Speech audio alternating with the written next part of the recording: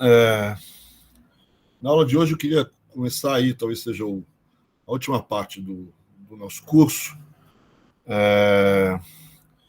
que são aí os governos já do século XXI, né? Começando a aula de hoje o governo Lula, a gente começa hoje com o governo Lula, na próxima também. Depois a gente tem, eu queria duas aulas que são, obviamente, do período do governo Lula, certo? Mas são duas aulas específicas, né? Então a gente tem aula de hoje, dessa semana, pegando hoje mais a transição Fernando Henrique para o Lula. Na próxima aula, ver o período aí do crescimento econômico até, grosso modo, a crise de 2008. Né? E aí, na semana que vem, a gente tem uma aula sobre a crise de 2008, né? Uma aula específica sobre a crise de 2008, a reação do governo, a reação no Brasil, etc. E também, nessa mesma semana, uma aula sobre um debate que tem, até mais recente, sobre como se comportou a distribuição de renda durante o governo Lula. Né? Então, normalmente há a ideia de que há uma melhoria na distribuição de renda, mas há uma discussão em torno dos dados, em torno... Né? Agora, recentemente, o próprio... acho que foi o INSPER, o AGV, que saiu com novos resultados, com novos dados e tal. Enfim, a gente olha um pouco essa discussão em torno da questão distributiva, né, na próxima semana. Né? Aí, na outra semana, a gente pega o governo Dilma, né, certo? O primeiro governo Dilma e as mudanças que ela tenta fazer. E aí também uma outra aula com um tema que, né, que se debate bastante na atualidade, que é a questão da desindustrialização na economia brasileira ou não. Né? Então, pegar um pouco esses governos, né, os governos do PT, certo? Lula e Dilma, mas inserir no meio das discussões algumas discussões dos dias de hoje. Certo? Quer dizer, uma discussão em torno da distribuição, que vai pegar bastante o próprio início da distribuição de renda, da melhoria ou não da distribuição de renda durante o final do Fernando Henrique, governo Lula, e uma possível reversão ou não nos dias de hoje. Então, pegar uma aula só com esse tema, e outra aula, aí já depois da gente ter introduzido o governo Dilma, sobre a questão da industrialização, da desindustrialização que está acontecendo, não só no governo Dilma, mas que já vem acontecendo desde aí os anos 90. Também a discussão se até onde isso é importante, não é? Enfim, qual é a discussão em torno dessa temática. Né? E aí depois a gente vai em direção ao fechamento do governo, do curso, aí nas últimas aulas, aí ainda antes do fim do ano, certo? Ainda antes do Natal, aí já do governo Temer, do governo Bolsonaro. Né? E aí a gente encerra por esse ano, aí no ano que vem a gente vê o que a gente faz, certo? Imagino que no ano que vem a gente só retome as atividades aqueles alunos que precisam, né, que precisam por conta de falta, por conta de não fez a prova, porque ou foi muito mal na prova. Eu já comecei a corrigir as provas, aparentemente isso não deve acontecer, certo? Mas, né, talvez, né, eu vi que o nível de participação nos quiz não é tão alto assim, então talvez tenha alguns problemas, aí talvez tenha que colocar uns quiz a mais aí para ser respondido ainda no final desse ano e talvez uns no começo do ano que vem para conseguir aí ter a nota, essas coisas. Mas isso a gente resolve isso tudo. Hoje, semana que vem, eu solto as notas, a gente conversa sobre essa história. Né? Então, é esse um pouco o nosso trajeto agora nas próximas aulas, e hoje, então, eu queria começar com essa transição aí do Fernando Henrique para o Lula, Vou compartilhar com vocês, então, aqui o PowerPoint, para a gente começar. Cadê o meu?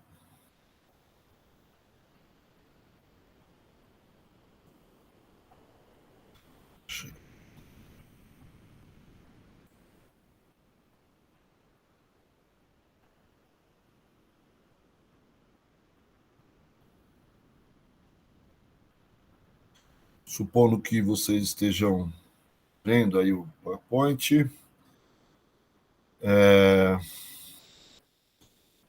Então, só para retomar, ao fim da aula passada, a gente viu o final do segundo governo Fernando Henrique, né, do segundo mandato do Fernando Henrique, e depois, né, da transição do primeiro mandato para o segundo mandato, onde houve a chamada crise cambial brasileira, né, lá em 99, Fernando Henrique e o Malan, ministro da Fazenda, tem uma troca de presidente do Banco Central, a entrada do Armínio Fraga, e, vamos dizer assim, se institucionaliza o chamado tripé macroeconômico, né, com o regime de câmbio flexível, né, um câmbio que flutua, uma política fiscal de buscas de superávites primários e, do ponto de vista de combate à inflação, a entrada em cena do sistema de metas de inflação, né, que compõe o chamado tripé. Né. Com base nesse tripé, você imaginava que você poderia recontrolar o processo inflacionário, que deu uma subida durante a crise, a inflação deu uma subida durante a crise cambial, né? E efetivamente essa inflação subiu em 99, mas no ano de 2000 ela já volta a patamares mais razoáveis, né? E com a possibilidade de surgirem superávites da balança comercial e existirem os superávites fiscais, né, superávites primários fiscais, você imagina que com esse cenário, certo, você possa aliviar um pouco na política monetária, diminuir um pouco as taxas de juros e a economia brasileira começar a voltar a ter um certo crescimento. Né? Isso, de fato, começa a acontecer. Né? Então, 2099 não é um ano bom de crescimento, certo? Por conta da crise, novamente, de enfrentar uma subida de inflação, você teve que apertar forte a política monetária, né? Mas você começa já a reverter a balança comercial, não chega a revertê-la, é lento esse processo na balança comercial, e os superávites fiscais começam também a aparecer, ainda não atingem um patamar maior, mas começam a surgir. Né? Em 2000, aí o cenário começa esse cenário começa a aparecer melhor. Né? A economia já cresce 4,5%, já é um crescimento mais razoável. Né? A inflação, como eu disse, já está mais controlada. Continua aí, talvez de maneira um pouco lenta, a reversão da balança comercial e os superávites fiscais aparecem definitivamente. Né? Nesse mesmo ano de 2000, tem algumas mudanças institucionais também em relação à questão fiscal, né? A lei da responsabilidade fiscal, a renegociação das dívidas dos estados, tem a entrada em cena, que talvez não tenha muitos efeitos de curto prazo, mas melhora o cenário de longo prazo de uma reforma previdenciária feita pelo governo Fernando Henrique. Então, você tem aí um pouco as coisas aparentemente indo um cenário mais positivo. Né? Qual não é a surpresa quando a gente olha os últimos 2 anos do governo Fernando Henrique, do último mandato, a gente vê um cenário ruim. Certo? A gente vê uma economia que estava indo bem, que de repente entra em parafuso. Né? Em 2001, eu chamei a atenção, antes mesmo de uma situação externa ruim, certo? A gente tem no Brasil a crise energética, que pode parecer nada, certo? Quer dizer, mas A gente teve, de fato, problemas de apagão, de falta de energia, etc., de necessidade de contenção, vamos dizer assim, para o consumo energético. E essa necessidade chegou ao ponto, certo, do governo brasileiro ter que pôr um pouco o pé no freio daquele crescimento de 4,5%, em função da própria crise energética. Né? Então, um cenário que começa a ter problemas em função de uma crise aí no setor energético. E isso tanto é verdade que os primeiros aumentos das taxas de juros, né, não se deveram, vamos dizer assim, nem à questão das metas de inflação, de problemas inflacionários, e ainda a crise argentina, as crises internacionais ainda não tinham aparecido. Você sobe as taxas de juros justamente para diminuir um pouco o ritmo do crescimento, para enfrentar a crise energética.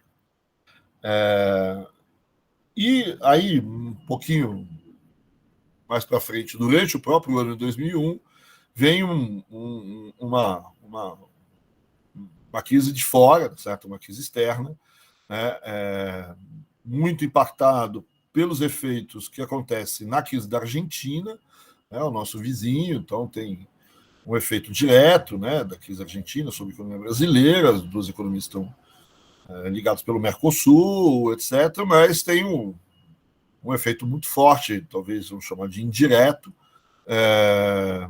pelo cenário de mercado de capitais, né, de mercado financeiro. Há uma grande fuga de capitais do Brasil, talvez num primeiro momento nem tanto com alguma visão mais catastrófica sobre o Brasil, mas num primeiro momento talvez mais numa recomposição aí de portfólios, de aplicações internacionais. Há uma fuga de capitais. Mas existem alguns efeitos diretos, né, alguns setores da crise argentina.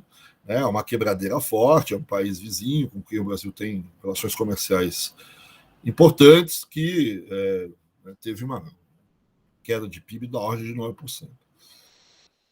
E junto com essa crise argentina, certo, a gente tem uma série de outras dificuldades, tanto no mercado financeiro internacionais, tem algumas crises pontuais, né, no sistema financeiro norte-americanos, né, e tem um grande problema, de novo, certo, que é o 11 de setembro, né, e a sucessão do 11 de setembro com a crise no Oriente Médio, a crise no Iraque, etc. Né?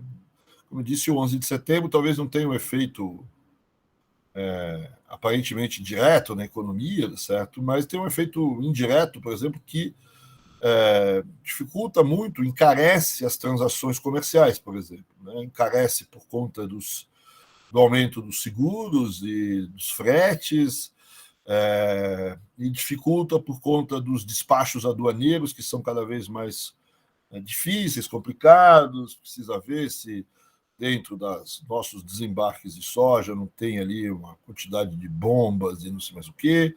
Né? Brincadeira, obviamente, certo? Mas todo esse despacho aduaneiro ele é dificultado. Então, o Brasil, que esperava uma retomada grande das nossas exportações, tal, isso é dificultado. E fora isso, uma situação de muita incerteza internacional. Aí depois com a crise do Iraque, aí tem a questão do preço do petróleo, né? O preço das commodities aqui não está jogando a favor do Brasil nesse período, né?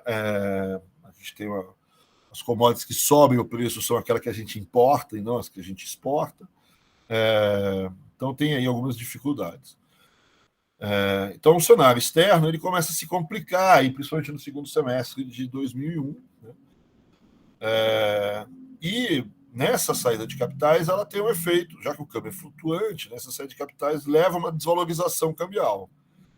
Você pode aí esperar um efeito positivo sobre exportação, mas como eu sempre digo, a desvalorização cambial tem um efeito potencial sobre exportação, mas ele não você não materializa exportações de maneira muito imediata, leva um certo tempo. Mas o que é mais rápido do ponto de vista do câmbio, certo, é a pressão da desvalorização de câmbio sobre a inflação, a pressão da desvalorização de câmbio sobre alguns preços. De novo, aqui você também tem alguns aumentos de preço de petróleo, gasolina, etc., Então, alguns preços começam a subir aqui, certo? Então, você tem uma certa pressão inflacionária. E a resposta do governo, nesse momento, para segurar a própria saída de capitais e, de certa maneira, para também segurar essa pressão inflacionária, é o aumento ainda maior das taxas de juros, né? O que reforça aquela contenção econômica que a gente tinha conversado agora há pouco sobre a crise energética, etc. Então, o ano de 2001, que era para ser um ano de forte crescimento, né, acompanhando o ano de 2000, na verdade, você tem o inverso, né? O crescimento cai, né, e você tem uma pressão inflacionária que se estabelece, né, principalmente a partir do câmbio, que vinha estável entre 99, depois da desvalorização de 99, ele vinha com oscilações, mas relativamente estável, um pouquinho abaixo de 2, né? E aí a gente tem uma certa desvalorização cambial, que pressiona a inflação. A inflação volta a acelerar, mesmo com a subida das taxas de juros, tá certo? Algumas pessoas acham que o governo devia ter sido mais contundente nessa resposta, demorou um pouco para agir e tal, né? Mas a política monetária ela começa a apertar. E tem efeito sobre o crescimento, e que não tem um efeito tão forte assim como se imaginaria sobre a inflação. Então, a inflação subiu de patamar em 2000 também, né? Ou, desculpa, em 2001 também. E vai acontecer, quando a gente passa para 2002, em 2002 a gente tem duas coisas acontecendo. A gente tem uma pressão sobre a dívida pública, de um lado, né? E essa pressão sobre a dívida pública ela vem, né, de duas fontes. Certo? Quer dizer, de um lado, eu tenho a pressão clássica sobre a dívida, do aumento das taxas de juros, e eu tenho a pressão, talvez um pouco não tão clássica, vamos dizer assim, da taxa de câmbio sobre a dívida. Né? A pressão da taxa de câmbio sobre a dívida é clássico sobre você pensar na dívida pública externa brasileira. Mas na dívida pública interna, essa pressão do câmbio sobre a dívida vai acontecer por conta da composição dessa dívida interna. Essa dívida interna brasileira ela está composta por títulos que são, de um lado, que a gente vai chamar de títulos selicados, né, e do outro lado vai ter uma parte desses títulos que são títulos cambiais.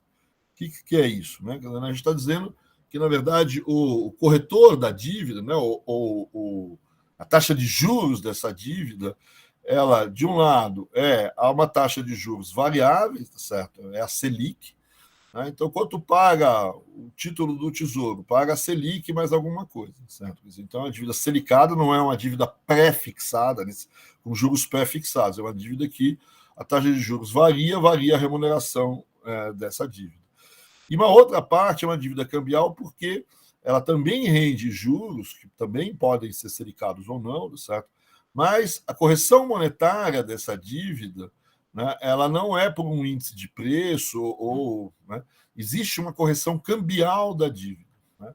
O governo brasileiro fez isso já em 98, ampliar a parcela de títulos cambiais no total da dívida pública, como forma de permitir que as empresas fizessem hedge de mercado lá antes da crise de 98. Né? Então, o governo soltando esses títulos cambiais, as empresas adquirindo esses títulos, colocando esses títulos em carteira, sabe? Quer dizer, fazia com que elas se protegessem, essas empresas, em função de uma possível desvalorização de câmbio. Na verdade, quando veio a desvalorização de câmbio, como essas empresas tinham esses títulos em carteira, né, elas ganharam essa variação cambial, né, o que compensou a perda que elas tiveram na dívida externa que essas empresas tinham. Então, nesse momento, no final de 98, o governo ampliou a composição da dívida exposta a câmbio. E aí, então, eu tenho uma parte da dívida exposta a câmbio, outra parte da dívida exposta a juros. Né? Então, o que acontece nessa história, certo? É que quando o câmbio desvaloriza e os juros sobem, né, essas duas coisas pressionam a dívida, certo? Tem mais juros a serem pagos, mais remuneração eu tenho que pagar, porque uma parte dela via câmbio, certo? Portanto, eu tenho valor, uma remuneração pelos títulos que aumenta, né? Então, aumenta o custo dessa dívida, a quantidade de recursos que eu tenho que destinar ao seu pagamento, ou a quantidade de nova dívida que eu tenho que gerar para pagar a dívida velha. Certo? Vou pagar os juros da dívida velha e renovar a dívida velha. E é isso que vai acontecer, certo? Quer dizer, a dívida, que também vinha relativamente estável, né, a partir de 99, ela tinha subido muito, um pouco antes de 99, né, depois ela vem com algumas oscilações, mas ela vem relativamente estável. Né, e, de repente, ela começa, a partir de 2000, 2001, a subir, né, a subir forte, pressionada por esses dois efeitos, né, da variação cambial e do aumento da Selic. Né? Então, a composição da dívida, ela força, né? Se eu tivesse, por exemplo, uma dívida totalmente pré-fixada, pode aumentar a taxa de juros, e se ela tivesse, por exemplo, corrigida ou assim, com juros nominais pré-fixados, não teria nenhum efeito, certo? Mas ela estava muito exposta a essas variações. Né? E essa pressão, vamos dizer assim, levou a uma certa desconfiança do mercado em relação à capacidade brasileira de pagar essa dívida. Né? Os indicadores de risco, né, dos títulos brasileiros externos, né, os títulos brasileiros, de uma maneira geral, eles cresceram muito. Né? Então, todos os indicadores de desconfiança passaram a aumentar demais, né? O que acelerou a fuga de capitais, o que acelerou a desvalorização de câmbio, o que acelerou o efeito inflacionário, o que fez o governo aumentar de novo as taxas de juros. Né? E isso começa a virar um círculo vicioso, esse problema. Né? Obriga o governo novamente a recorrer ao FMI, né, para ter algum tipo de colchão, certo? Para enfrentar essa fuga de capitais. Né? Um colchão pequeno em 2001, um colchão ainda maior em 2002. Né? Depois eu vou chamar a atenção aqui que o PT avalizou, certo? Deu ok na negociação que o Fernando Henrique faz com o FMI no final de 2002. Vamos lembrar que aqui a gente está próximo das eleições. Né? Eu volto a isso daqui a pouco. Né?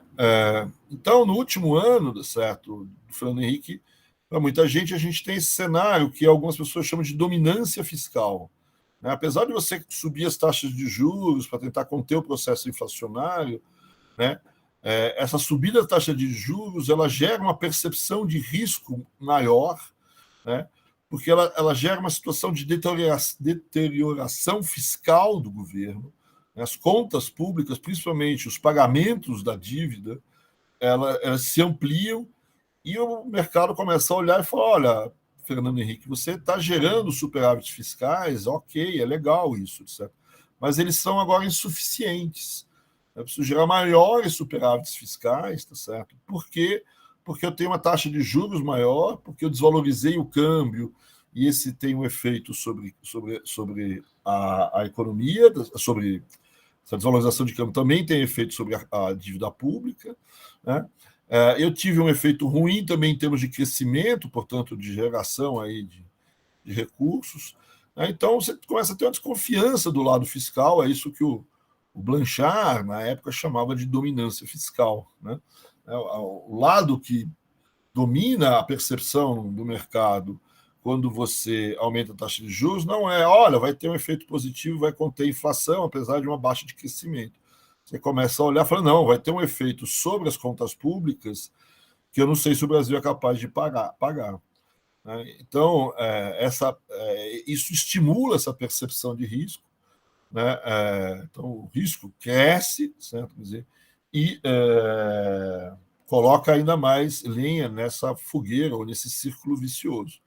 Né? Tem baixo crescimento, o desemprego cresce, né? Um cenário fiscal, apesar da geração de superávites, relativamente frágil, a inflação pressionada, com taxa de câmbio indo a praticamente 4, né? A taxa de câmbio sobe ainda mais aqui. Certo? E a gente não pode esquecer, certo? Quer dizer, tem um outro lado, né? Tem aí uma discussão importante nesse cenário de risco, Essa é uma discussão que foi muito importante na época e vem até hoje. Até que ponto uma possível eleição naquela época ainda, em 2002, do Lula e a ascensão do PT, certo, à presidência, certo, e ao comando da macroeconomia brasileira, ela não aumentou ainda essa percepção de risco da economia brasileira e fez ainda mais, ampliou essa fuga de capitais, etc. Né? Isso vai sempre ter um cenário, tem aí um monte de tentativas aí de testes econométricos, etc., para ver o que são os fundamentos, como a gente falou antes, certo? Se é a percepção de risco eleitoral, o que está jogando o jogo aí, certo? Quer dizer, eu diria que você tem os dois cenários, certo? Né? Nesse ambiente. Né? Eu não vou negar que uma parte do mercado, né, tinha um receio muito grande, certo, sobre a ascensão do PT ao governo. Né, o PT tem uma tradição, tinha, né, uma tradição histórica de, sei lá, falar em auditoria da dívida externa, de que ia ter que rever o que tem que pagar, o que não tem que pagar, enfim, tem uma série de histórias, né, certo? Mesmo se, quer dizer, durante essa eleição, uma boa parte da estratégia do PT foi desmentir esse tipo de ideia, até para não acirrar ainda mais a situação, e se ele ganhasse, obviamente, quem ia herdar esse problema era ele, certo? Então, ele não tinha muito interesse que esse cenário frágil se aprofundasse muito mais, né, certo? Pegar uma terra arrasada não é uma boa ideia. Né? Então, você tem a conjunção aí de uma série de um cenário eleitoral, né, junto com uma questão de fundamentos aí, né, talvez essa ideia de dominância fiscal por trás do último ano do governo Fernando Henrique. Né? É isso que a gente viu um pouco na aula passada, certo? Então, na aula de hoje, vamos ver como é que o PT enfrenta, um pouco o Lula enfrenta essa situação que é de relativa crise, certo? Não é uma crise pouco importante. Né? A gente, se olhar do ponto de vista de balanço de pagamentos, né, a gente tem praticamente uma zerada da entrada de capitais, certo? Você tem o dinheiro de curto prazo simplesmente não ingressa no Brasil em 2002. Né? Você tem dificuldade de financiamento, até de embarque de exportações, você tem uma situação externa não trivial, não é à toa os acordos com o FMI, certo? Né? A tentativa de ter uma capacidade de enfrentar o mercado. Né? A taxa de câmbio, a gente viu no gráfico anterior, ela vai bater quase 4, né? Ela sai 2 anos antes de 2, ela desvaloriza quase que 100% em um ano, um ano e meio, 2 anos, 2 anos talvez. Né? Então, né, isso tem um impacto inflacionário, a inflação sai do controle, sai da meta de inflação. Né? As metas de inflação nos últimos 2 anos do Fernando Henrique não são cumpridas. Então, não é uma maior linha, usar um termo habitual. Sabe? E você tem no meio do caminho, então, a vinda aí, a ascensão, né, como alguns dizem, do sapo barbudo, certo? A ascensão do PT e do Lula. Agora, sabe, a gente tem aqui em conta, certo, que há uma alteração importante no formato como o PT se apresenta nessas eleições de 2002. Né? O Lula já tinha perdido 3 eleições, né? Uma no segundo turno, mais difícil, com o Collor lá em 89, né? Mas outras 2, em 94 e 98, foram derrotas no primeiro turno para o Fernando Henrique. Né? Então, essa ideia, vamos dizer assim, principalmente do PT, de alcançar o poder, tentando convencer o PT, convencer os eleitores das suas razões ideológicas, vamos dizer assim, aparentemente não deu certo. Quer dizer, então, esse posicionamento, né, há uma clara vitória nessas eleições dos posicionamentos a favor das reformas, a favor da abertura de privatizações, né? Então tem uma certa mudança eleitoral brasileira favorável a uma visão um pouco mais liberal de economia, etc. E o governo, então o PT, o que ele faz aqui é, ao invés de tentar se consolidar como um partido que defende uma ideologia e mesmo assim perder as eleições, certo? Ele, obviamente, vai ter uma postura, não, queremos ganhar o poder, certo? E para isso, talvez a gente precise alterar o nosso espectro ideológico, né? A gente precisa, talvez, dar alguns passos em direção ao centro, certo? Em direção ao eleitor mediano. Não sei se vocês já tiveram os cursos, no curso de Finanças Públicas, a ideia do eleitor mediano, certo? Mas a ideia de que quem, no fundo, conquista ideologicamente o eleitor mediano é que ganha a eleição, certo? Então, no fundo, o PT sempre tentou fazer o eleitor mediano pensar que nem ele, certo? Quer dizer, que nem ele partido. Talvez nesse governo, nessa eleição, ele tenha mudado um pouco de posição. Vamos, talvez, mudar um pouco a nossa visão, nossas propostas e nós nos aproximarmos da ideia do eleitor mediano, né? Então, a mudança de estratégia é importante, né?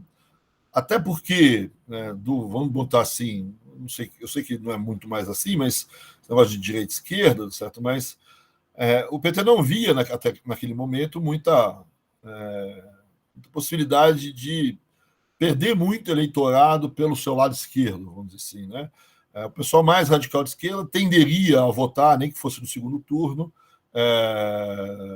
no PT, certo? Ele não perderia essa faixa, mesmo se ele desse alguns passos em direção ao centro, né? E é isso que ele faz, certo? Então você tem algumas mudanças programáticas que você percebe no próprio no próprio programa do governo, né? Se você comparar o programa do governo proposto pelo PT em 89 ou em 94 e o programa proposto em 2002, vocês vão ver alterações importantes. A palavra socialismo vai sumir, certo? E vão subir ideias. Não que não vai existir mudanças, que o PT não proponha alterações, não é isso, certo? Mas essas alterações têm um grau de radicalidade talvez menor, né? Então, você substitui a palavra socialismo por crescimento com base no mercado interno, crescimento com base no consumo de massa, na distribuição de renda, né? Então, você tem, né, uma estratégia de desenvolvimento, certo? Que aponta para mudanças em relação ao que a gente tem no momento, né? Continua fazendo uma certa crítica à visão liberal, mas uma crítica talvez menos radical, né? E uma proposta, né, então, como eu disse, de ir em direção ao desenvolvimento e não uma ruptura, vamos dizer assim, com, sei lá, o mercado, etc. Então, uma mudança gradual em relação ao modelo anterior e muito a ideia de você manter os contratos, de você manter a estabilidade macroeconômica, né, não ter uma administração irresponsável do ponto de vista fiscal e monetária, né? Então, você monta um discurso bastante diferente em relação a esse governo, né? E isso também vem, de certa forma, não só dessa percepção de para ganhar a eleição eu preciso alterar o meu, não só meu discurso, como minha prática futura, certo? Quer dizer, por conta não só, né, de captar o eleitor mediano, mas por conta também da experiência, né? O PT passou por várias experiências de poder, certo? Teve acesso a várias prefeituras, algumas né, tiveram dificuldades, outras foram até elogiadas, certo? Quer dizer, né, então você tem várias prefeituras do PT que são elogiadas do ponto de vista, inclusive, fiscal, certo? Quer dizer, e não, então, um certo pragmatismo aqui também na administração pública começa a aparecer dentro do governo, né? Então, nesse sentido, certo, você tem, do ponto de vista da economia, certo, essa ideia de a gente ir em direção a um modelo de desenvolvimento mais inclusivo, né? Essa é a mudança de tom, não uma ruptura, né, com, sei lá, socialismo, coisa parecida com isso.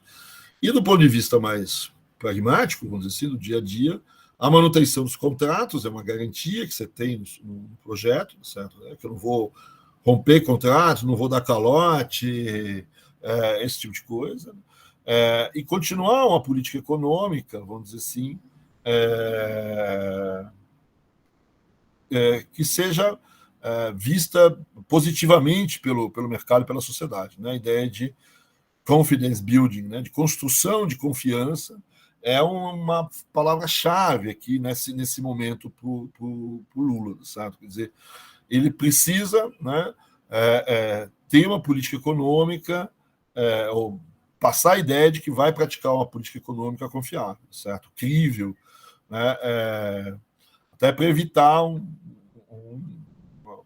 discussão maior, certo? E você olha isso ao longo da própria eleição, né? Além, né, do programa que ninguém lê, certo? Obviamente, certo? Mas tem duas cartas, vamos dizer assim, duas notas que são importantes e que pega bastante numa parte do mercado e enfim, da sociedade. Uma é a chamada Carta ao Povo, né, que foi publicada em junho de 2002, que faz um pouco essa ideia expõe, vamos dizer assim, de maneira mais explícita, essa ideia da mudança no ideário do PT, certo? E essa ideia de buscar credibilidade, de buscar confiança no mercado. Nessa Carta ao Povo que está ali explícito o compromisso do PT com o mercado,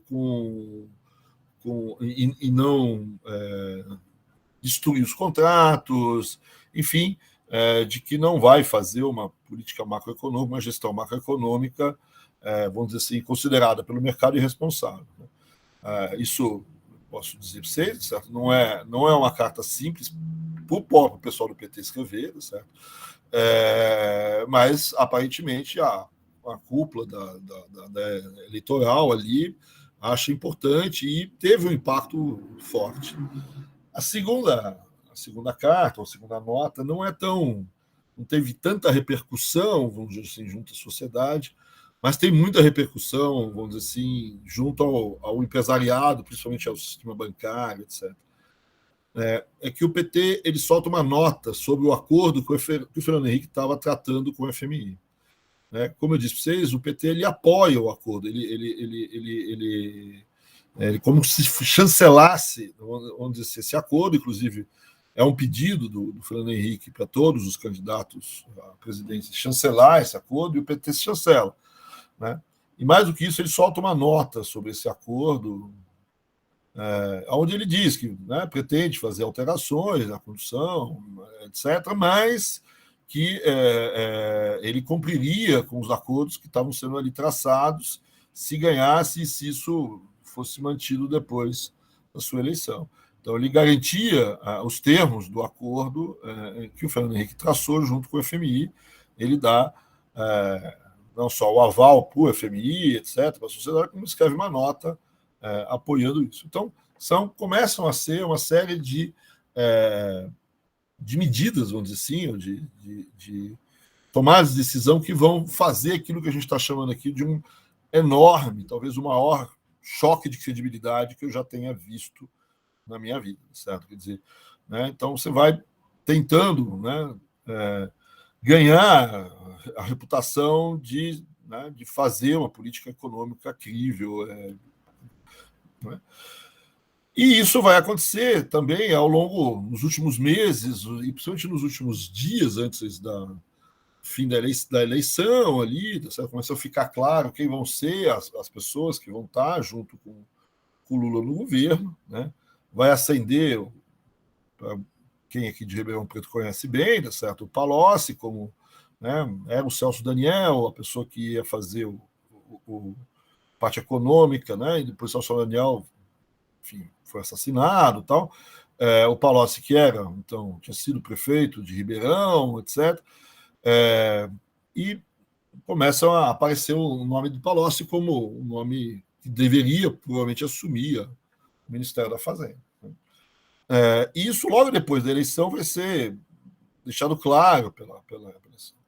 Né? O que você chamar a atenção do nome do Palocci aqui, certo? Quer dizer, por quê? Certo? Porque o Palocci é, enfim, um quadro do partido, certo? Mas não é um quadro nacionalmente muito conhecido. Ele vai se tornando conhecido e ele tem esse discurso que está na Carta ao Povo, da nota, ele talvez seja uma das pessoas que escreve esses elementos, né? E ele não tem muito um passado assim muito conhecido na área, principalmente de economia, certo? Não é diferente de outros economistas do PT que já, em algum momento, criticaram fortemente o FMI, que já falaram em auditoria de dívida, e falaram em calote, já falaram muita coisa no passado. O Palocci, naquele momento, ele é um ministro, é um possível ministro da Fazenda, que aparentemente entende bem de economia, fez uma gestão aparentemente responsável em Ribeirão Preto, né? E que tem um discurso bastante razoável, vamos dizer assim, certo? E não tem um passado, vamos dizer assim, com discursos mais contundentes, de rompimentos, etc. Então, o nome do Palocci começa a aparecer como uma coisa interessante nessa história. Logo a seguir, certo, começa a aparecer o nome do presidente do Banco Central. E aqui uma coisa que não é pouco importante, o presidente do Banco Central ele é elevado ao cargo de ministro, certo? Ele não, não é subalterno ao Ministério da Fazenda, enfim, né? Então ele é ministro do mesmo porte, vamos dizer assim, do ponto de vista administrativo do Palocci. Não é independência, mas é um passo nessa direção. E o nome que é cogitado para a presidência do Banco Central é o nome do Meirelles. O Meirelles é do partido de oposição, né, o PT, certo? Tinha sido candidato, político importante, mas principalmente é o presidente, o diretor de um dos maiores bancos internacionais, certo? Então, é um nome que causa uma surpresa enorme dentro das próprios hostes petistas, tá certo? Quer dizer, uma certa repulsa, inclusive, de vários, né? Mas é um nome que o mercado gosta, certo? Quer dizer, né? Dizendo, olha, se o Lula, o Palocci, certo, vão escolher o Meirelles deve ter imposto algumas condições para assumir isso, certo? E essas condições não devem ser qualquer um, certo? Quer dizer, então, a gente está aqui, né, com cada dia, cada momento que com mais um desses pontos de buscar credibilidade, buscar afastar aquela ideia, certo, de que as coisas não vão ser feitas de acordo com by the book, certo? E o resto da equipe também, né? O resto da equipe, não vou entrar aqui em todos, certo? Mas se você pegar quem o Palocci anuncia como secretário da Receita Federal, é o vice do antigo secretário, né? Então, você tinha um secretário da Receita durante a gestão Fernando Henrique, né? Qual era o que a Receita Federal fez nesses últimos meses, certo? Esses últimos anos? Aumentou enormemente a arrecadação, certo? E você foi o vice-secretário da Receita Federal, para ser secretário da Receita agora, né? Então, quer dizer, o sinal vamos continuar aumentando a arrecadação, certo? Quer dizer, você escolhe como secretário do Tesouro, que é o secretário do Tesouro, ele tem que ter uma característica única, certo? Ele não pode saber falar muito a palavra, a não ser a palavra não, certo? Quer dizer, então, eu preciso aumentar preciso de um aumento aqui, não, certo? Preciso que você compre, não, certo? Essa é a palavra que o secretário tem que saber, certo? É falar não, certo? Quer dizer, não aos gastos, né? Quer dizer, quem vai ser nomeado é o Levi, certo? Quer dizer, o Levi já era secretário da gestão Fernando Henrique, mas no Ministério do Planejamento. E esse plenário inteiro, todo mundo sabe quem era o Levi naquela época já, né? Apesar de não ser tão conhecido como vai ser depois, tá certo? Quer dizer, mas muita gente trabalhava ali no Ministério e sabia da atuação do Levi no Ministério do Planejamento, né? E nesse controle orçamentário, nessa parte de estruturação, inclusive de lei de responsabilidade fiscal, essas coisas todas. Então, eu tenho um secretário do Tesouro que não é um secretário gastão, vamos dizer assim. Essa é a mensagem que você está dando. Você ainda assume um cara que hoje é muito famoso, na época não era tão famoso, certo? Que é o Marcos Lisboa, como secretário de Política Econômica. Na época, o Marcos era um jovem, certo? Quer dizer, que tinha ido fazer pós-doutorado lá fora, que é uma pessoa conhecida aí do meio acadêmico, certo? Um novo economista jovem que estava surgindo ali, mas muito na academia. Mas ele participou de um processo, né, um pouco antes, durante o período eleitoral, o Marcos Boas e outros desses economistas, certo?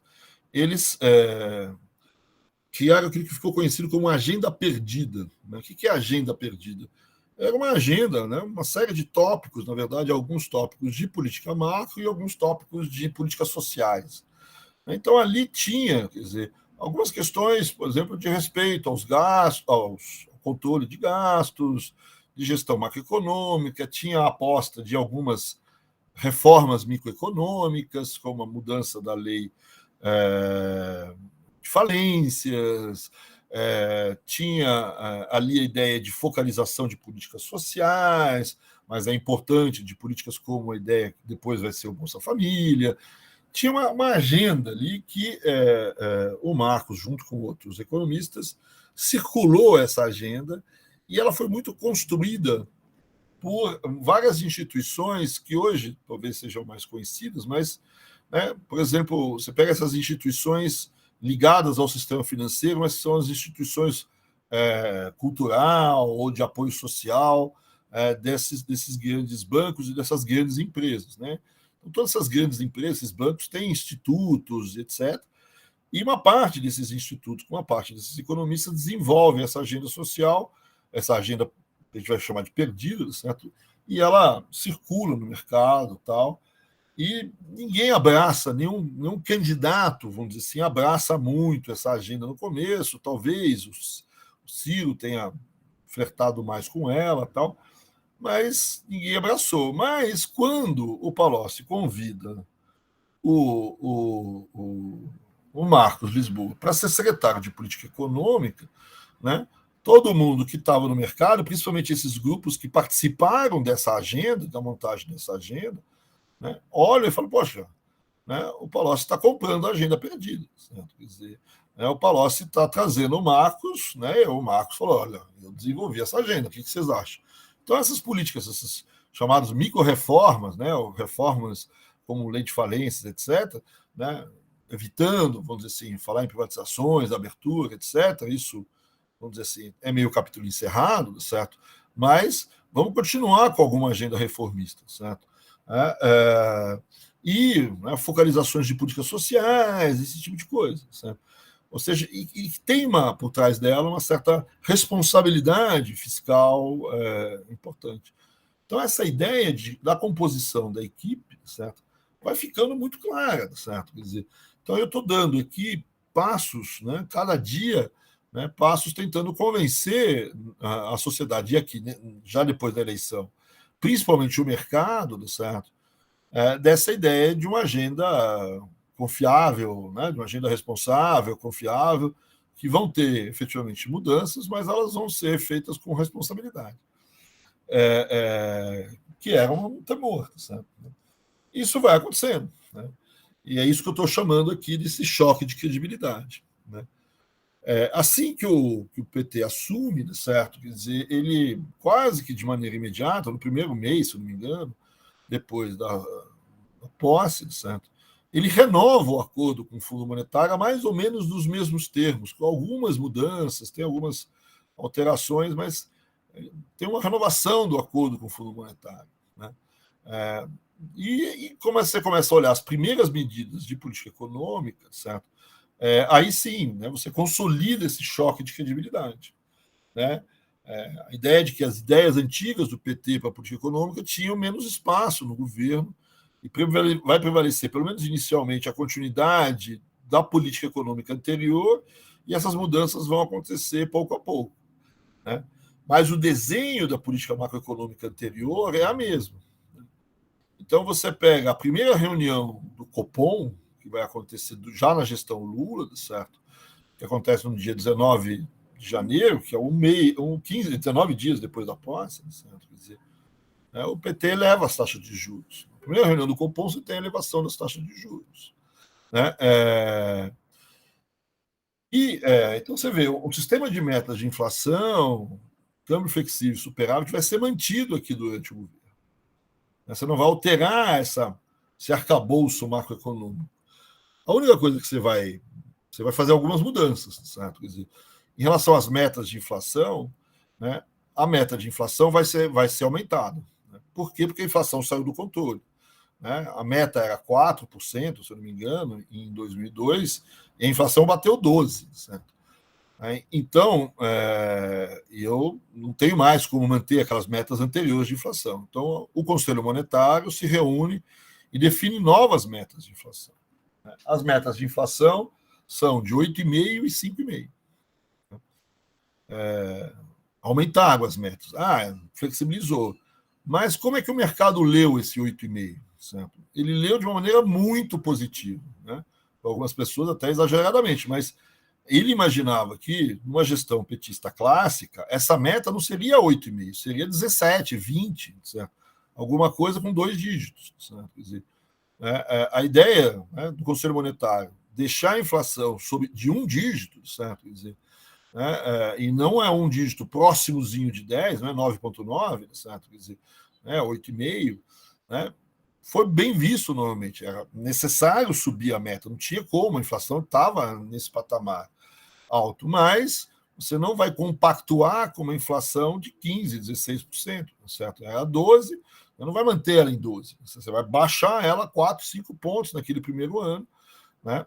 Apesar da crise que você vivia. E no segundo ano você vai voltar a patamares mais razoáveis de 5,5%. Né? Em relação ao superávit primário, certo? A ideia é aumentar o superávit primário como você tinha, né? A primeira LDO, né, Lei de Diretrizes Orçamentárias, ela sinaliza um superávit de 4,25. Né? Os superávites estavam girando em torno de 3,5. Então você tem um aumento de quase 1 ponto. Né? É menos do que o mercado queria, mas, né, dado que, enfim, é o PT, né, aumentar o superávit primário é uma surpresa, é um choque positivo, vamos dizer assim, na credibilidade. Né? E você, de fato, vai ter uma política monetária apertada enquanto a inflação não cair, certo? Os juros não vai cair, subiram, certo? Apesar de toda a discussão em torno dessas coisas. Então, eu monto uma equipe, certo? Eu tenho um discurso, certo? E eu começo a implementar políticas que, de fato, são políticas que, vamos dizer assim, seriam as políticas que o Fernando Henrique tinha feito lá no começo do ano de 1999, certo? Quer dizer, não, no fundo, a ideia aqui do Lula é colocar aquele tripé para funcionar, fazer aquele circuito que virou vicioso voltar a ser um círculo virtuoso. Né? Como o próprio Fernando Henrique tinha imaginado que isso aconteceria e aconteceu nos 2 primeiros anos. Então vamos fazer ele voltar a acontecer, certo? E o que eu preciso para fazer isso acontecer é um enorme choque de credibilidade. Né? E vai contar com um ponto, não sei se aí, né, algumas pessoas vão dizer que aí é o lado positivo, né, o lado sortudo, vamos dizer assim, do Lula, certo? Mas vão contar com um ponto que algumas pessoas dizem que não foi suficientemente visto como positivo pelo mercado durante a gestão Fernando Henrique, mas que vai ser bastante bem visto na gestão Lula, certo? Que é o cenário externo. Né?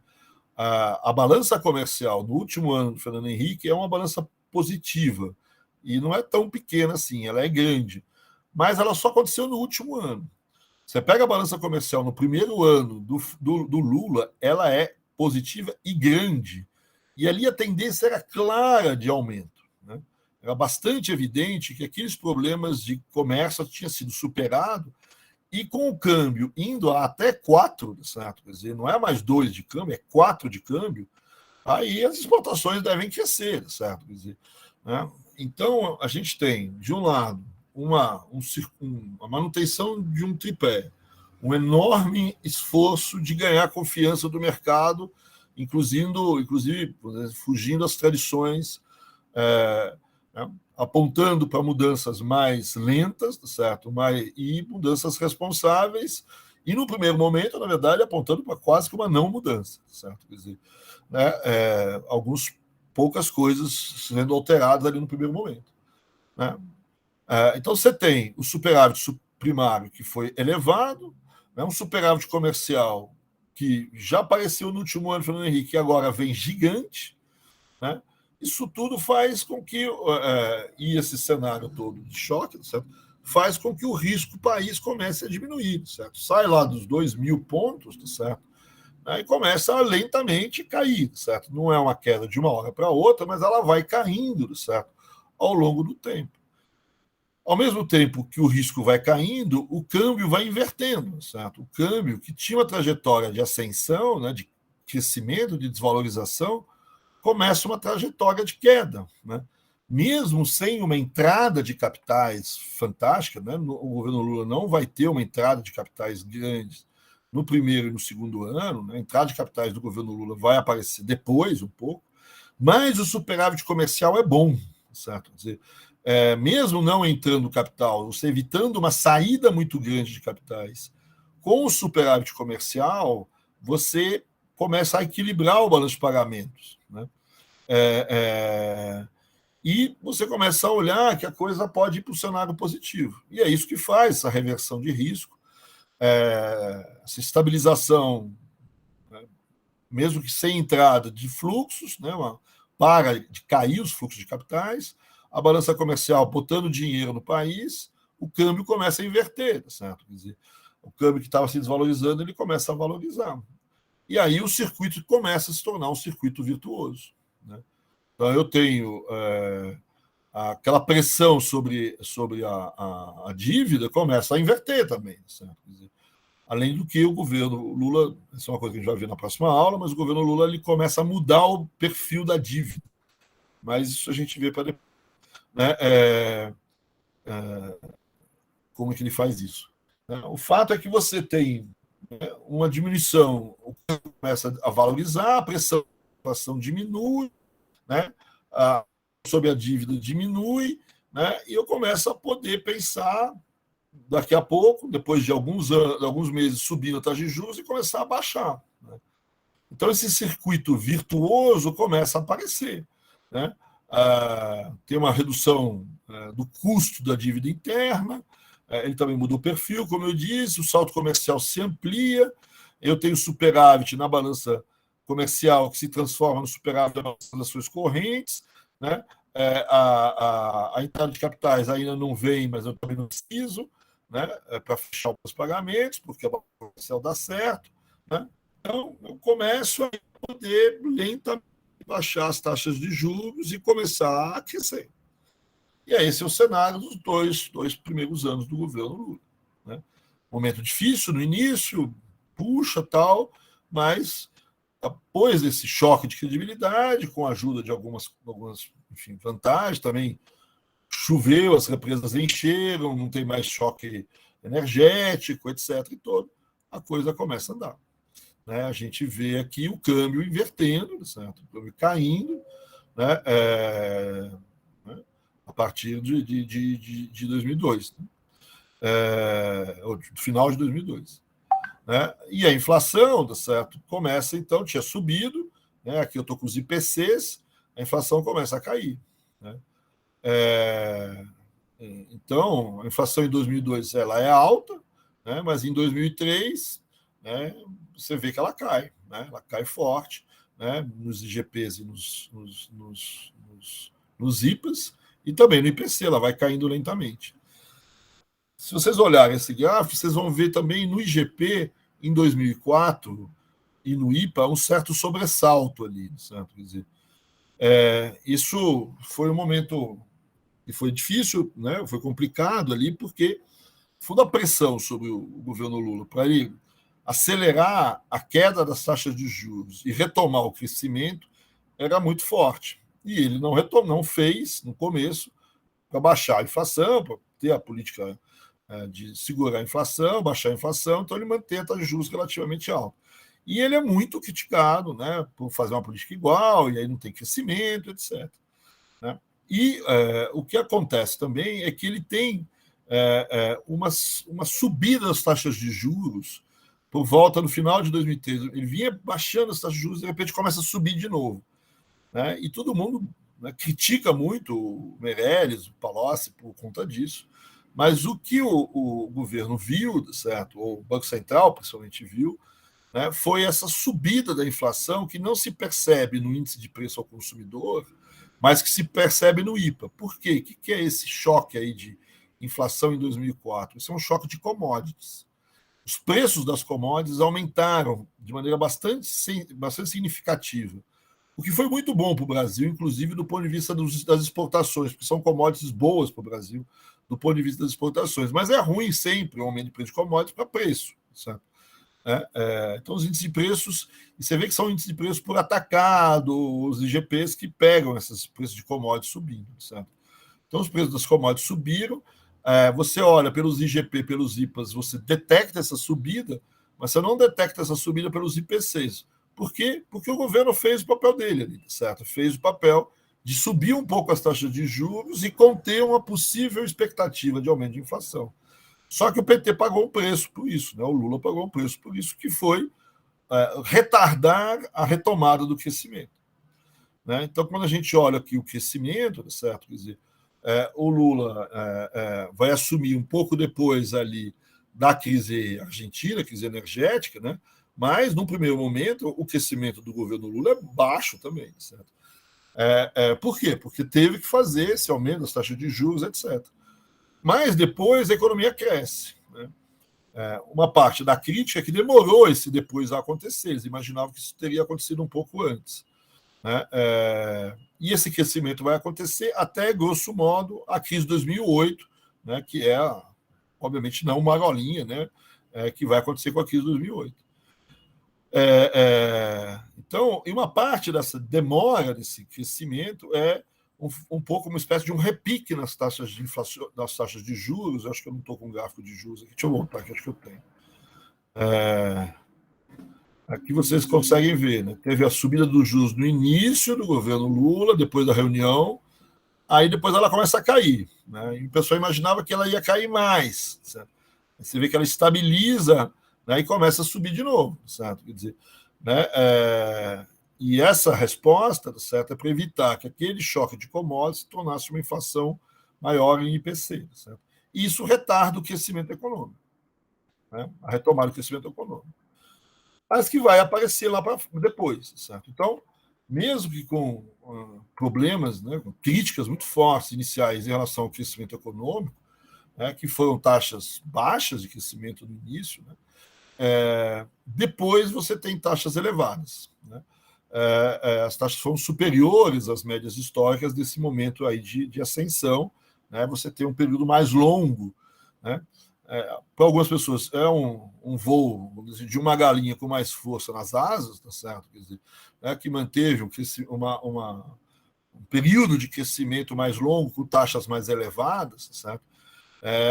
Mas que também vai vir abaixo um pouco depois aí na crise. O Baixa, o Dilma Baixa, chamou esse período aí, que vai aí, grosso modo, do finalzinho da primeira gestão do Lula até a crise de 2008, certo? Como um milagrinho, certo? Né? Taxas relevadas de crescimento acima da média, né? Mas por um período pouco mais longo do que ontem, por isso milagrinho, certo? Quer dizer, mas que também, né, foi interrompido aí pela crise. E é um período de retomada do crescimento. Vocês veem a retomada do crescimento da renda pela curva rosa aí, certo? Que, diferente dos outros momentos históricos, vamos dizer assim, se você olhar pela curva azul, com diminuição do índice de Gini, certo? Ou seja, com melhoria da distribuição de renda. Né? Então, você tem aí uma fase, depois dessa fase inicial do choque de credibilidade, as coisas começam a andar nos eixos, né? Aquele circuito virtuoso demora, mas entra em funcionamento. Né? E mais para frente, talvez já no governo Dilma, esse crescimento econômico ele vai se desfazer. Né? No meio do caminho tem uma crise, finalzinho do governo Lula tem uma retomada do crescimento que vai nos 2, 3 primeiros anos da Dilma e depois cai. E aí existe um enorme debate sobre esse crescimento do governo, mesmo que seja curto, vamos dizer assim, do governo Lula interrompido pela crise e do início do governo Dilma, né, para a queda depois, né, a queda principalmente depois do governo Dilma, certo? Quer dizer, né, o que explica esse tipo de coisa, né? E aí tem um fla-flu aí na literatura, certo? Tem um pouco uma visão, uma interpretação política importante dessas discussões, mas, né, você tem interpretações, às vezes, muito parecidas com as interpretações do milagre, né? Então, uma interpretação é o que faz esse crescimento e a crise também depois, né, é o cenário internacional. O Lula teve a sorte, né, de pegar um período internacional de vacas gordas. É um cenário internacional muito positivo, liquidez, taxas de juros internacionais boas, baixas, commodities em ascensão, preços em ascensão, e as commodities importantes com preço em ascensão, né? Fez a balança comercial disparar, nunca antes, 50 bilhões de dólares na balança comercial. Então, é mais uma questão, vamos dizer assim, de cenário internacional. O problema de apontar isso é também dizer que a culpa, que o que explica o cenário ruim, vamos dizer assim, principalmente na Dilma, também é o cenário internacional. Certo? Quer dizer, né? Então, aí você tem que, às vezes, compor suas explicações. E uma outra parte, não. Né? Você tem aí um cenário de. Não, são as políticas que acertaram ou erraram. Certo? Quer dizer, né? Acertaram no crescimento, né? E erraram na crise. Certo? Quer dizer, então, mas quem acertou? Né? Foi o Lula que acertou ou, na verdade, não foi o Lula? Certo? Então, você tem uma parte da literatura que vai dizer que esse milagrinho é fruto, na verdade, das reformas que foram instituídas lá nos anos 90. Né? O crescimento dos anos 2000 é fruto das reformas dos anos 90. Né? Na mesma forma que o milagre, quando a gente estudou o milagre, a gente viu que uma parte da interpretação é que o milagre é fruto de um cenário externo, aqui também tem isso. Também tem uma outra explicação do milagre, que ele é fruto das reformas do PAEG. Né? Então, aqui também você tem a ideia de que o crescimento no governo Lula é fruto da política, das reformas do Collor, do Fernando Henrique, etc. Né?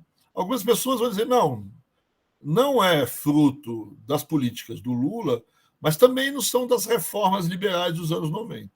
É fruto muito mais da gestão macroeconômica ou da institucionalidade macroeconômica que foi colocada em pé pelo Fernando Henrique no seu segundo mandato, que deu certo. Né? A inteligência do Lula foi de manter esse tripé. Né? De manter o tripé. Mas o que garante o crescimento é o tripé macroeconômico. Câmbio desvalorizando, que desvalorizou e que gerou superávites, né? Superávit fiscal e metas de inflação. Então, essa reforma, esse é o modelo macro que é responsável pela retomada do crescimento. Então, isso tira. Quer dizer, aí, quando você vai no Fla-Flu, certo? Quer dizer, quem montou isso foi o Fernando Henrique, e o Lula teve a capacidade de manter esse modelo e, né, gerar um choque de credibilidade sobre ele. Né? E você tem uma terceira interpretação, certo, desse acerto? Não. Né? Tudo bem, você tem primeiro, talvez a ideia de que o Lula fez um acerto de manter a credibilidade do modelo, etc., mas ele fez algumas alterações importantes que reforçaram essa capacidade de crescimento. Né? Então, essas mudanças prometidas pelo governo Lula na eleição foram cumpridas. E quais mudanças são essas? A ampliação do consumo de massas, né? As mudanças distributivas, as mudanças de gastos com seus efeitos distributivos, né? O aumento do salário mínimo, certo? Quer dizer, estão todas mudanças no mercado creditício, certo? Quer dizer, que aumenta a capacidade de crédito da economia, né? A diminuição da exposição externa da economia brasileira. Isso também é fruto do período de vacas gordas, é verdade, certo? Mas ele também tem algumas coisas que ele faz. Então, esse milagrinho é fruto de algumas mudanças implementadas pelo governo Lula. Certo? Então, da mesma maneira que o milagre lá atrás era fruto de políticas do Delfim, certo? Quer dizer, aqui e não das reformas do PAEG, certo? Aqui você tem uma explicação parecida. Certo? São as políticas do macro do Lula. Então, você tem aqui, eu só estou fazendo um cenário, certo, de como a literatura um pouco lida com esse depois dessa dificuldade de crescimento no início do governo, né, dessa retomada do crescimento até ser interrompido pela crise e talvez um pouco da retomada do crescimento pós-crise. Ou até o fato da crise no Brasil ter sido menor do que historicamente, do que em outros países, né, o foi. E aí a mesma coisa vai acontecer depois, certo? Bom, isso a gente vai ver nas próximas aulas, certo? No governo Dilma já. O que explica a queda durante o governo Dilma? Porque para alguns, inclusive, os primeiros indícios da queda já começam no governo Lula. Né? Então você pode começar né, pelo não erro, né, pela sorte, de novo. Né? É o cenário internacional. Né? O cenário internacional que se transformou num cenário negativo, né? Tem a crise, mas você tem o pós-crise, né? O crescimento da economia mundial depois da crise é pífio. Né? Você tem a segunda crise, né? A crise dos PIGs, etc., que, né, abala toda a economia brasileira. Ou erros, erros de política econômica. Né? Então, quais os erros? Certo? A tentativa de mudança nas políticas econômicas do governo Dilma. Certo? Quer dizer, né? Quais? O abandono do tripé, né? Ou a volta atrás em relação a muitas reformas institucionais dos anos 90, certo? Né? A reestatização de várias ações do governo, o exagero no uso do Estado, por exemplo, intervindo em preços como energia, etc. Certo? Quer dizer, então você tem aí a nova matriz macroeconômica, certo? Quer dizer, um desenvolvimentismo à la Fiesp, certo? Quer dizer, são questões políticas, né? Então tem aí uma série de discussões aí sobre, mas a gente deixa essas discussões para a próxima aula, certo? Quer dizer, aqui só queria retomar aqui a fase do Lula. A gente está na próxima aula, a gente deve ver também esse crescimento, algumas características desse crescimento econômico. Eu só queria terminar a aula de hoje fazendo a pergunta até onde o governo Lula implementou reformas. Né? Ele é um governo reformista. Né? A minha tendência é dizer que ele é menos reformista do que os governos anteriores e ele introduz reformas de maneira diferente. Né? Para muita gente, ele encerra as reformas, certo? Quer dizer, eu diria que existem algumas, certo? Quer dizer, mas vamos lá, certo? Quer dizer, claramente, as chamadas reformas de primeira geração estão encerradas. Né? Então não tem mais privatizações do governo Lula, talvez tenha uma estrada aqui, alguma coisa ali, certo? Mas, né, não tem mais privatizações, não tem mais expectativas de privatizações de Petrobras, ou de qualquer coisa parecida com isso. Né? A abertura comercial já tinha sido encerrada antes do governo Fernando Henrique. Né? Então, a abertura comercial, na verdade, foi ali no Collor e você tem os efeitos dela. Sabe? E a reforma financeira, né, o grosso já foi. Né? O Lula faz algumas medidas ainda de abertura financeira no início do seu mandato. Mas são poucas coisas, tem muita reclamação de que eles gostariam de ver essas reformas financeiras mais solidificadas e o Lula não faz isso. O que é solidificar a abertura financeira? A ideia é de que a abertura financeira foi feita no Brasil um pouco a lápis. Né? O que é a lápis? Né? São atos normativos do Banco Central, são decisões do Banco Central, e uma decisão do Banco Central é facilmente reversível, certo? Não basta uma nova decisão. Se você colocasse essa abertura, por exemplo, numa legislação que precisasse ser reformada, vamos dizer assim, você teria mais segurança de que essa reforma viria com dificuldade. Então, de fato, o governo Lula não faz isso, mas o Fernando Henrique também não fez, certo? Então, a abertura financeira continua como está, tem até um progressozinho, ela não é mais segura do que era antes, certo? Também não avança muito mais do que era antes, mas também não regride, certo? E você também não tem privatizações, reestatizações nesse momento, nada disso. Você pode discutir se tem alguma intervenção nas agências, né? As agências regulatórias, existe uma certa interferência nessas agências, né? Alguma modificação em alguns marcos legais, principalmente no marco elétrico, né? algumas pessoas dizem que isso é uma certa volta atrás em alguns setores. Pode ser, certo? Quer dizer, há alguns novos marcos institucionais. Mas não há uma reestatização, né, do setor, etc. Aí você parte para as chamadas reformas de segunda geração. Né? O que você tem nessas reformas de segunda geração, né, o Fernando Henrique fez uma delas, que é a reforma previdenciária, né, não fez uma reforma tributária, apesar de ter modificado o sistema tributário de maneira grande, né, mas não tem mais do que isso, certo? E o governo Lula é a mesma coisa. Né? Você tem algumas reformas de segunda geração que são anunciadas no governo Lula. O governo Lula, logo do começo, anuncia a reforma tributária e anuncia uma reforma previdenciária. Né? Tem uma reforma fiscal, uma reforma tributária, que é inclusive enviada ao Congresso pelo Lula. Certo?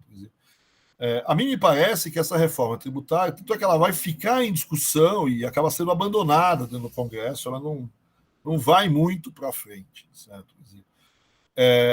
Então, essa reforma, no fundo, faz mais parte desse choque de credibilidade do que outra coisa. Ou seja, o governo anuncia uma reforma tributária e ganha alguns pontos, falando também está continuando a agenda reformista. Certo? Quer dizer, a agenda tributária aqui, que ele reforma, é principalmente o ICM, os impostos sobre consumo, né? Mas ela não vai para frente. Né? Mas, por outro lado, a mesma agenda tributária do Fernando Henrique é mantida, certo? Quer dizer, né? Então, a DRU, né, as desvinculações das receitas da União, que são o antigo Fundo Social de Emergência, são mantidos, os novos impostos são mantidos e são ampliados, eu tenho uma mudança no COFINS, que amplia muito a arrecadação, ou seja, a ideia de continuar aumentando as arrecadações não está fora. Né? Então, tem uma reforma, mas ela é mais para inglês ver, certo? Mas também não tem uma reversão da política fiscal. Né? A previdenciária também é enviada ao Congresso, tem uma certa surpresa, certo? Porque atinge o serviço público, né? A previdência pública, que é um assunto delicado, certo? E ela vai para o Congresso, vai demorar um pouco lá, vai tramitar lentamente, o governo não faz muita força, e mesmo depois que ela é aprovada, certo? Ela tem um certo abandono, certo? Porque para ser implementada, ela precisava de muita legislação infraconstitucional, muita lei para fazer. E essas leis elas vão acabar até aparecendo, mas vão demorar para caramba. Então, essa reforma da Previdência também faz um pouco parte desse choque de credibilidade, apesar dela ter ido para frente e ter tocado em alguns assuntos um pouco mais delicados. Em relação à autonomia do Banco Central, certo? Muita gente vê esse passo do governo de ter no Banco Central a categoria de ministério, certo? Como um passo nesse sentido. Né? Não é precificado isso, assumido isso, mas algumas pessoas ressaltam isso, né? Mantém um sistema comum ali e tal. Não há uma alteração, mas também não há. Enfim, para algumas pessoas, essa elevação do ministério é uma mudança importante. E o que você tem de reforma mais contundente são as chamadas micro-reformas que estavam naquela agenda perdida, certo? Quer dizer, são a reforma na lei de falência, certo? E também, por exemplo, na lei de alienação fiduciária. Tudo são leis, certo? Que alteram o funcionamento do sistema financeiro, certo? E aumenta muito, diminui muito, no fundo, o risco do agente financeiro, do banco, né? Do agente emprestador, né? E aumenta a capacidade do banco de recuperar os seus ativos, certo? Recuperar os seus empréstimos, etc. Né? Então, aqui você pode dizer que você tem um conjunto de reformas importantes no sistema financeiro que vai dar como fruto uma ampliação da alavancagem do sistema, né? Uma diminuição um pouco do risco das atividades, não diria do risco das atividades, mas da capacidade de recuperação de crédito, certo? Então, a ideia aqui é diminuir um pouco o prêmio de risco que os bancos cobram nas suas atividades, aumentar as suas alavancagens, certo? Tem algumas coisas, por exemplo, o crédito consignado não foi criado pelo Lula, foi criado, inclusive, no governo anterior, certo? Mas né, ele foi absolutamente dinamizado, né? E com algumas regrinhas foi ampliado o valor consignado dispara, certo? Mesma coisa em alguns outros empréstimos, certo? Para empresas e para o setor, enfim, o setor privado. Certo? Então, a nova lei de falências vamos dizer assim, coloca os bancos mais bem posicionados na hora de você ter recuperação judicial dos seus empréstimos. Então, ele amplia os empréstimos que faz e, em tese, diminui um pouco as taxas de juros ao tomador. Certo? A mesma coisa que você institui a alienação fiduciária para os créditos habitacionais. Então, eu tenho um conjunto de pequenas, de micro-reformas, que a gente vai chamar, mas que tem um impacto no sistema financeiro que a gente vai ver mais para frente. Né? Há um aumento, há um aprofundamento credício durante o governo Lula, um pouco fruto dessas reformas. Né? Então, fica aqui na mão de vocês decidirem até onde o governo Lula é reformista. Né? Essas grandes reformas que foram feitas nos anos 90, os anos que a gente deu aulas aqui, efetivamente tem pouca coisa. Não tem mais, é encerrado esse processo. As reformas de segunda geração até tem, né? Tem uma reforma fiscal, uma previdenciária, mas previdenciária talvez um pouco mais, mas a reforma tributária é muito mais, vamos dizer assim, aquilo que a gente diz para inglês ver do que outra coisa. Né?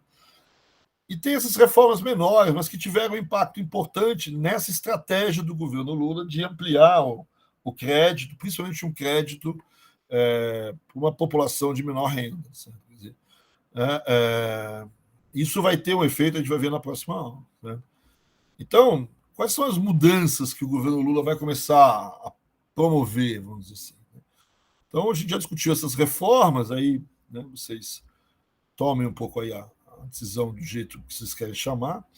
E eu queria, na próxima aula, mostrar que ele tem duas mudanças importantes, certo? Quer dizer, você tem mudança no passivo interno, na dívida, não porque a dívida vai diminuir ou muito, nada disso. Vai mudar muito a composição. Tem ganhos importantes. Mas os ganhos maiores são no passivo externo. Né? No fundo, tem aquela história de que o Lula vai acabar com a dívida externa brasileira, certo? E é de fato, ele acaba com a dívida externa, mas não porque não vai pagar, certo? Na verdade, ele tem. O passivo líquido brasileiro é negativo, certo? Mas a gente vê na próxima aula isso. Quando o Brasil entra na crise de 2008, ele entra não devedor, né? Ele entra credor na crise, certo? Quer dizer que faz uma diferença gigante em relação às outras histórias. E ele vai alterar, logo, o que ele pode fazer e vai fazer é alteração no sistema dos gastos. Né? Vai manter o superávit fiscal, certo? Mas vai alterar um pouco os gastos, vai aumentar as transferências que o governo faz às pessoas, né? Tanto as transferências, vai aumentar também os juros a serem pagos, as juros são altas, vai pagar forte, mas vai pagar muito os gastos de assistência social, Bolsa Família, essas coisas todas. Né? Então, tem uma modificação aqui importante. Né? E para algumas pessoas, são essas reformas, essas mudanças, todas que não estão por trás desse crescimento econômico que vão dar aí nos anos 90, que vão dar nesse milagrinho. Mas, como eu disse, a gente vê isso um pouco melhor na próxima aula, certo? Quer dizer, e a gente encerra por hoje aqui a questão do Lula, certo? Quer dizer, então, só para a gente deixar para a próxima aula, certo? Então, você tem aqui a ideia é que o início do governo Lula, no fundo, é fazer um choque de credibilidade para a economia voltar dentro daquele esquema do tripé macroeconômico a ter a possibilidade de ter efeitos positivos, né? Controlar a inflação, a economia voltar a crescer, isso vai acontecer. Certo? Aí, esse crescimento econômico, vamos dizer assim, que é mais longo do que outros anos, até chega a ter taxas mais altas, as últimas taxas são de 7%, e é por isso que o Baixa chama isso de milagrinho, certo? Quer dizer, e algumas pessoas dizem que esse crescimento, depois da crise de 2008, voltou a acontecer, certo? E aí tem, então, um pouco uma discussão, quer dizer, esse crescimento, no fundo, é fruto justamente desse tripé macroeconômico, certo? é fruto de um cenário internacional muito positivo, né? O Lula pega o preço das commodities subindo, certo? Quer dizer, o que é muito positivo para o setor exportador brasileiro, né? Tanto minério como o agro, enfim, é isso que faz esse crescimento, certo? Esse crescimento, ele, na verdade, é fruto lá das reformas dos anos 90, aquele choque de competitividade, ele está aparecendo aqui, certo? Né? Ou são essas mudanças que aparentemente não são tão formidáveis, não têm grandes reformas, mas que alteram um pouco, né, aumentam o consumo das massas, o consumo da população, tem uma distribuição de renda maior, tem um salário mínimo maior que tem um efeito redistributivo, e tem uma discussão sobre isso, mas enfim, é isso que está fazendo essa economia crescer, certo? Quer dizer, então, a ideia na próxima aula é a gente olhar um pouco o perfil desse crescimento durante o governo Lula até a crise e voltar a esse debate. Tudo bem aqui? Vocês, deixa eu desligar aqui a gravação.